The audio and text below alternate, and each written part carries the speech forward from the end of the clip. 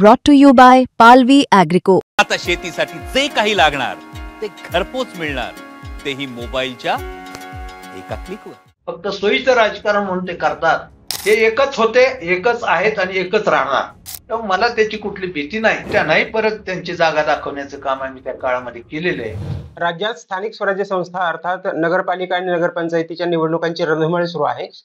राज्यातल्या सगळ्यात लक्षवेधी ठरलेल्या बारामती नगरपालिकेसह बारामती तालुक्यातली माळेगाव नगरपंचायत देखील तितकीच महत्वाची आहे. कारण या निवडणुकीमध्ये थेट अजित पवारांचा सामना जो आहे तो रंजन तावरे यांच्याशी होणार आहे. भाजपचे रंजन तावरे जे आहेत त्यांच्याशी होणार आहे आणि त्यामुळे ही नगरपंचायत तितकीच महत्वाची आहे. आपल्यासोबत स्वतः रंजन काका आहेत. काका, काय सांगाल? पुन्हा एकदा पवारांशी तुमचा सामना होतोय, कसं बघता निवडणुकीकडे? कारण माळेगाव कारखान्याच्या निवडणुकीमध्ये पवारांनी तुमचा संघर्ष झालेला होता, त्यामध्ये तुम्हाला कुठेतरी पराभव स्वीकारावा लागला होता.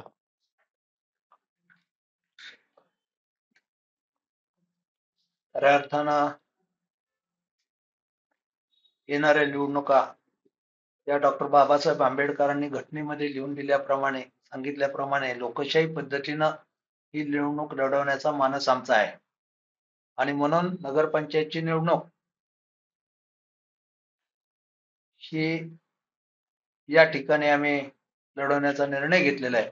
भारतीय जनता पक्षाचे सर्वच्या सर्व उमेदवार, 17 जागावर 17 नगरसेवक आणि 18 नगराध्यक्ष अशा पद्धतीच्या सर्व जागावरची उमेदवारांची आमची पूर्तता पूर्ण होते. आणि त्या पद्धतीने आम्ही एकापेक्षा अधिकच्या जागा, अधिकच्या लोकांची मागणी आमच्याकडे आहे. माळेगाव कारखान्याची निवडणूक आणि ही निवडणूक हा फरक आहे. ती एका संस्थेची निवडणूक होती आणि सत्तेचा आणि पैशाचा वापर होऊन त्या ठिकाणी तो निकाल आला. परंतु या ठिकाणी सुद्धा या निवडणुकीमध्ये सर्वसामान्य माणसाची मतं आहेत, सर्वसामान्य नागरिकाची मतं आहेत. त्यामुळे या निवडणुकीमध्ये निश्चितपणे एक वेगळे चित्र आपल्या सर्वांना पाहायला मिळेल. या वेळेला आम्ही सर्व बाजूने तयारी केलेली आहे. सर्व उमेदवारांशी चर्चा आहे. आमचे उमेदवार जागोजागी फिरायला सुरुवात केलेली आहे. ते मतदाराशी संपर्क ठेवून आहेत. अशा परिस्थितीमध्ये महाराष्ट्रामध्ये महायुतीचं सरकार आहे. महायुतीच्या सरकारमध्ये वरिष्ठांच्या आदेशानं गेल्या लोकसभा आणि विधानसभेच्या निवडणुकीमध्ये आम्ही राष्ट्रवादी काँग्रेसच्या उमेदवारांना मदत केलेली आहे. तो महायुतीचा आदेश, वरिष्ठांचा आदेश, राज्याचे मुख्यमंत्री देवेंद्रजी फडणवीस साहेब यांच्या आदेशाने त्यावेळेला आम्ही त्यांना मदत केलेली आहे. आताच्या निवडणुकीमध्ये देखील वरिष्ठांचा जो आदेश येईल, महायुती म्हणून लढायचं का स्वतंत्र लढायचं याचा निर्णय जिल्हा पातळीवर जिल्हाध्यक्ष आणि बाकी सगळी मंडळी, राज्य पातळीची मंडळी विचार करून निर्णय घेणार आहेत. सन्माननीय तडजोड आली आणि वरिष्ठांचे आदेश आले, त्याच्यासाठी सुद्धा आमचे दरवाजे खुले राहतील. काका, तुम्ही सांगताय की तडजोड करायची देखील तुमची भूमिका आहे, मात्र राष्ट्रवादी काँग्रेसनं तशी तडजोडीची भूमिका ठेवलेली दिसत नाही. कारण त्यांनी सगळ्या त्यांच्या प्रमुखांना आदेश दिलेले आहेत स्वतंत्र निवडणूक लढवण्यासंदर्भात. तुमची स्वतंत्र निवडणूक लढवण्याची तयारी कशी, कुठपर्यंत आली आहे? आम्ही आमची स्वतंत्र निवडणूक लढवण्याची पूर्ण तयारी झालेली आहे. फक्त आम्ही आठवण करून देतोय, गेल्या 2 निवडणुकीमध्ये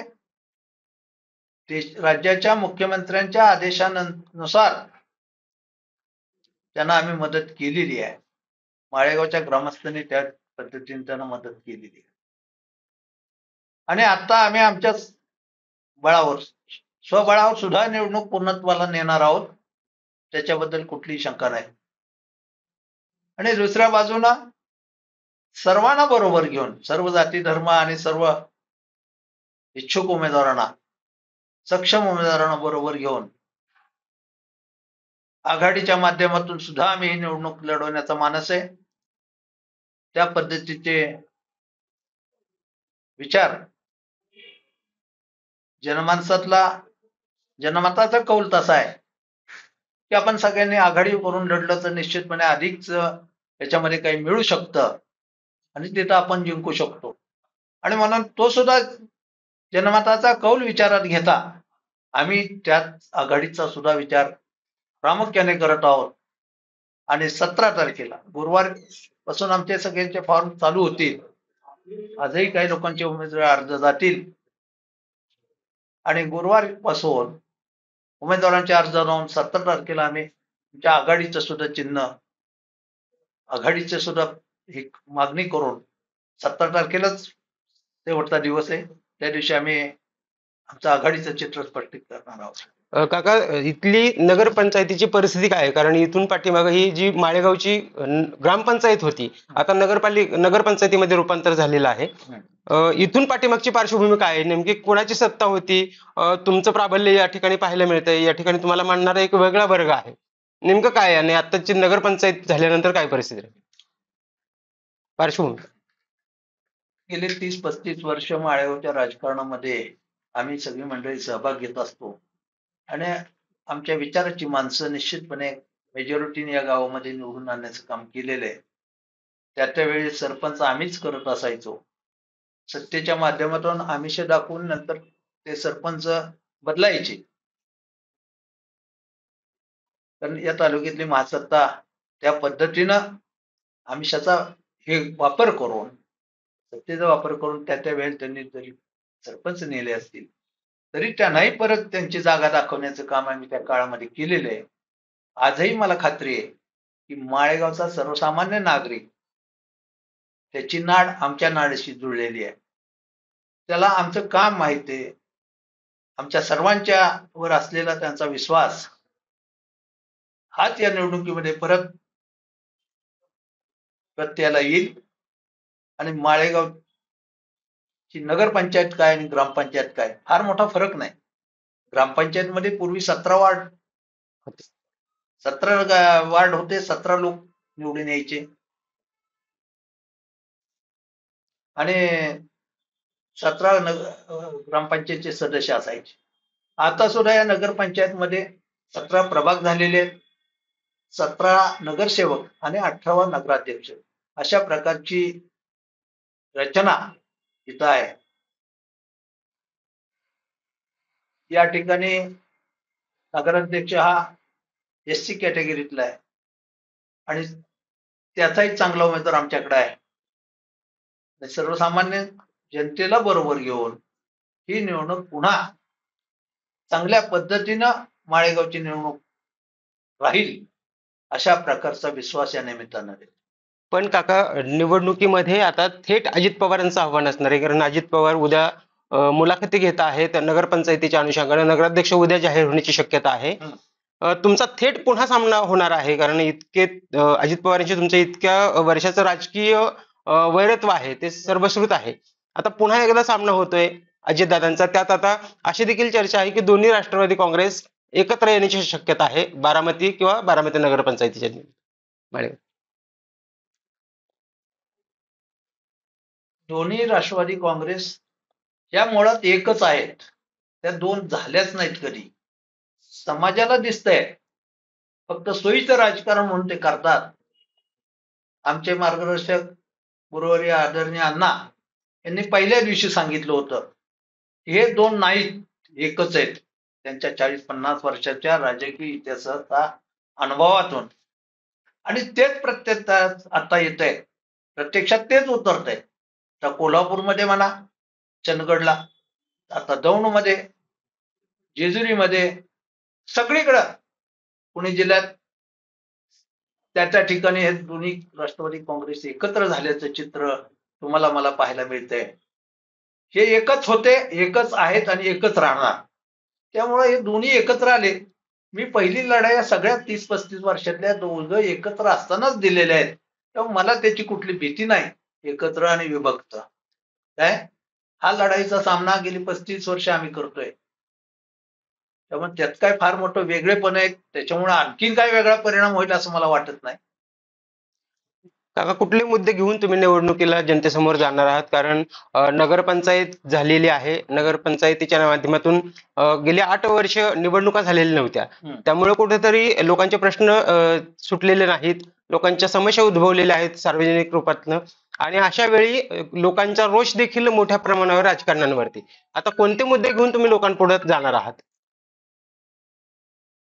गेल्या 5 वर्षापूर्वी 7 वर्षापूर्वी माळेगाव ग्रामपंचायतच्या कामकाजाला कंटाळून लोकांनी त्यावेळेला सुद्धा अजित पवारांचे सरपंच होते, सत्ता होती, ती सत्ता उलटून टाकून भारतीय जनता पक्षाचा सरपंच या गावामध्ये झालेला आपण सर्वांनी पाहिलेला आहे. मला वाटतं तो पहिला सरपंच होता भाजपच्या हो. तिकडावर आलेला. नाही, तो पहिला सरपंच भाजपच्या याच्यावर होता, परंतु 95 ला सुद्धा भगवा फडकण्याचं काम ग्रामपंचायतवर दीपक तावरेंना सरपंच करून आम्ही केलेलं आहे, हेही तुम्हाला विसरता येणार नाही.